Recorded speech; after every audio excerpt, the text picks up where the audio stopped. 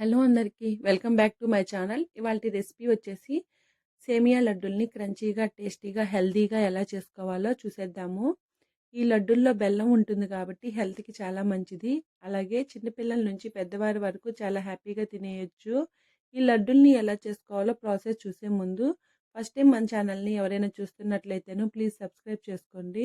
ఇప్పుడు ఈ సేమియా లడ్డుల్ని ఎలా చేసుకోవాలో ప్రాసెస్ చూసేద్దాము. దీనికోసం ముందుగా స్టవ్ ఆన్ చేసుకొని కడాయి పెట్టుకొని 2 టేబుల్ స్పూన్లు నెయ్యి కానీ బటర్ కానీ వేసుకోవాలి. ఈ రెండు నచ్చని వాళ్ళు ఆయిల్తో కూడా చేసుకోవచ్చండి. కాకపోతే ఇది స్వీట్ ఐటెం కాబట్టి నెయ్యితో చేసుకుంటేనే చాలా టేస్టీగా ఉంటుంది. ఇప్పుడు నెయ్యి వేడిన తర్వాత ఇందులో 1 కప్పు సేమియా వేసుకొని మంటని మీడియం ఫ్లేమ్లో ఉంచి బాగా మిక్స్ చేస్తూ వేయించుకోవాలి. మీరు సేమియాని అలాగే వదిలేసినట్లయితేను అడుగున ఉన్న సేమియా మాడిపోయే ఛాన్సెస్ ఉంటుంది కాబట్టి బాగా కలుపుతూ వేయించుకోవాలి. ఇక్కడ సేమియా వేగడానికి కనీసం మీకు 2 నుంచి 3 నిమిషాల వరకు టైం పడుతుంది. ఈ సేమియా లడ్లు టేస్ట్ అంతా ఇక్కడ సేమియా వేయించుకునే విధానంలోనే ఉంటుందండి. ఈ సేమియాని బాగా క్రంచీగా వేయించుకోవాలి. లేదంటే ఈ సేమియా లడ్లు తినేటప్పుడు పంటికి అంటుకుంటూ జిగురుగా ఉంటుంది. అంత టేస్ట్గా కూడా ఉండదు. మీకు సేమియా వేగిందో లేదో తెలియడం కోసము కొంత సేమియాని తీసుకొని తిన్నట్లయితేను పంటికి అంటుకుంటూ ఉంటే ఇంకా వేగలేదని అర్థం అండి. మరో 2 నిమిషాల పాటు వేయించుకోవాలి. నాకు ఇక్కడ సేమియా వేగిపోయింది.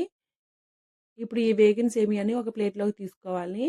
ఇదే కడాయిలో 1 టేబుల్ స్పూన్ పుట్నాల పప్పు, 5-6 జీడిపప్పుల్ని సన్నగా కట్ చేసి వేసుకోవాలి. ఈ జీడిపప్పు, పుట్నాల పప్పు బదులు మీరు పల్లీలు కానీ బొరుగులు కానీ వేసుకోవచ్చండి. వీటిని 2 సెకండ్ల వరకు వేయించుకొని పక్కకు తీసి ఉంచుకోవాలి. ఇదే కడాయిలో 1 కప్పు సేమియాకి పావు కప్పు బెల్లం వేసుకొని 2 టేబుల్ స్పూన్లు వాటర్ని యాడ్ చేసుకొని ఈ బెల్లం కరిగే వరకు ఉడికించుకోవాలి. ఈ సేమియా లడ్లు చాలా ఈజీగా చేసేసుకోవచ్చండి. వంట రాని వాళ్ళు కూడా చాలా ఈజీగా చేసుకుంటారు. ఈ బెల్లం మొత్తం బాగా కరిగి పాకం రెడీ అవ్వాలండి. ఈ సేమియా లడ్ల కోసం ముదురు పాకం కావాలి. మనకి ఇక్కడ పాకం రెడీ అయిందో లేదో తెలుసుకోవడం కోసం ఒక ప్లేట్లోకి వాటర్ని తీసుకొని ఇక్కడ పాకాన్ని 2-3 డ్రాప్స్ వాటర్లో యాడ్ చేసుకొని ఒక బాల్ లాగా చుట్టినట్లయితే బాల్ షేప్లోకి వస్తే పాకం రెడీ అయిపోయినట్టు అర్థమండి. లేదా ఈ పాకాన్ని ప్లేట్కి కొట్టినట్లయితేను ఒక సౌండ్ వస్తుంది. అలా సౌండ్ వచ్చినా కూడా పాకం రెడీ అయిపోయినట్టు. నాకు ఇక్కడ పాకం రెడీ అయిపోయిందండి. ఇలా రెడీ అయిన ఈ పాకంలో మనం ముందుగా వేయించి ఉంచుకున్న సేమియాని యాడ్ చేసుకొని ఈ సేమియా మొత్తం బాగా మిక్స్ చేసుకోవాలి.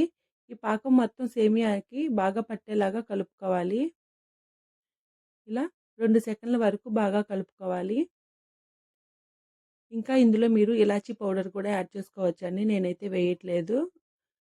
ఇలా కలుపుకున్న తర్వాత స్టవ్ ఆఫ్ చేసుకొని 2 నిమిషాల పాటు పక్కకు ఉంచుకోవాలి.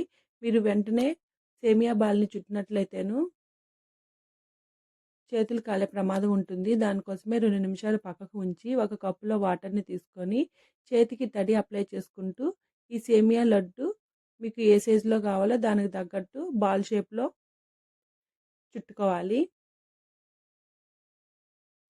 ఒకవేళ మీకు ఇక్కడ లడ్లు చేసే టైంకి ఈ సేమియా చల్లారిపోయినట్లయితేను మరో 2 సెకండ్ల వరకు వేడి చేసుకొని మళ్ళీ లడ్డుల్లాగా చుట్టేసుకోవడమేనండి. అంతేనండి, సేమియా లడ్లు తయారైపోయినాయి. చూడండి ఇక్కడ సేమియా లడ్లు ఎంత క్రంచీగా ఉన్నదో. వీటిల్ని మీరు ఒక ఎయిటెడ్ డబ్బాలో స్టోర్ చేసుకున్నట్లయితేను 10 డేస్ వరకు ఫ్రెష్గా ఉంటాయి. అంతేనండి, సేమియా లడ్లు తయారైపోయాయి. చూశారు కదండి ఈ సేమియా లడ్డుల్ని ఎలా చేసుకోవాలో. ఈ వీడియో మీకు నచ్చితే లైక్ చేయండి, షేర్ చేయండి, కామెంట్ చేయండి.